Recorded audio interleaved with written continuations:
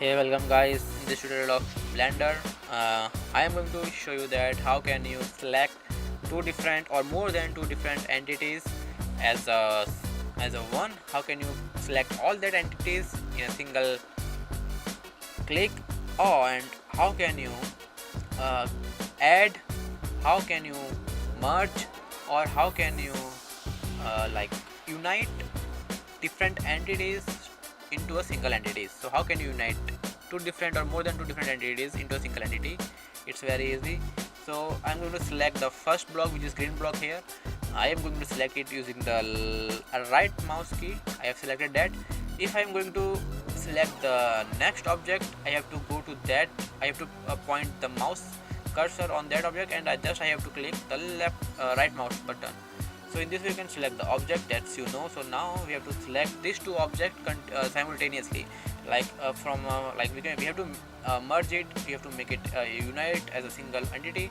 So what I'm going to do, I have to press shift key on your keyboard, press the shift key, and then select the another entity which you want to unite with the previous one. So as you can see, this yellow part, it shows that I have selected these both object. If I am going to move it, I can move it and I can work on this as a single entity, but it is not merged completely, because if you click on the different entity and again if you click this, it is not merged, it is again different. So again press the shift key and select both object or both entities, and what you have to do now, after selecting this, you have to press Ctrl and J, that means join. So just press Ctrl J, and now it joined this both object or both entities are joined as a single one, and now you can move it like this.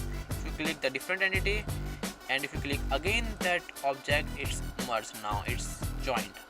So in this way you can join, you can merge two or more different entities in this way, and you can use this function for reducing your troublesome.